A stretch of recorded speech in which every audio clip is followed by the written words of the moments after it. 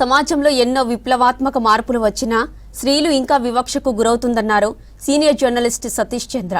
హైదరాబాద్ బాగ్లింగంపల్లిలోని సుందరయ్య విజ్ఞాన కేంద్రంలో సతీష్ చంద్ర రాసిన హవ్వా పుస్తకాన్ని శీలా సుభద్రాదేవి ఆవిష్కరించారు.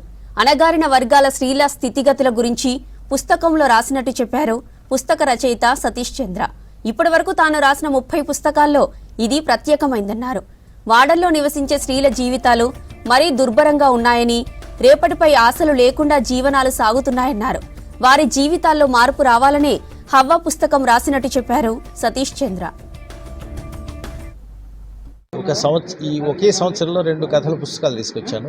ఒకటి 3/33 అని 33% చట్టసభల్లో స్త్రీలకు ఇస్తే దానిని స్త్రీలు వాడుకుంటారా కానీ సమర్థవంతంగా పురుషులే వాడేసుకుంటారా అనే దాని మీద కొంచెం ఒక 33 కథలు వ్యంగ్యంగా హాస్యంగా రాశాను. అవి పూర్తి నవ్వుల కథలు.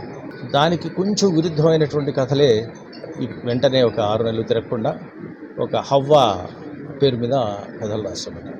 నిజానికి హవ్వా అంటే ఆశ్చర్యంతో హవ్వా అన్నట్టు అనిపిస్తుంటుంది, కానీ యాక్చువల్గా హవ్వా యాడమ్ అండ్ ఈవ్ని తెలుగులో ఆదాము హవ్వా అని బైబిల్ అంటారు.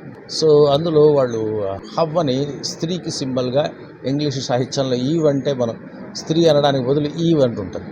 కాబట్టి మన half of the sky, so ఆకాశంలో ఆమె సగం అన్నట్టుగా స్త్రీకి సంబంధించి రాస్తున్నటువంటి కథలు కాబట్టి ఈ హవ్వా అనే పేరుతో ఈ కథలు రాశాము.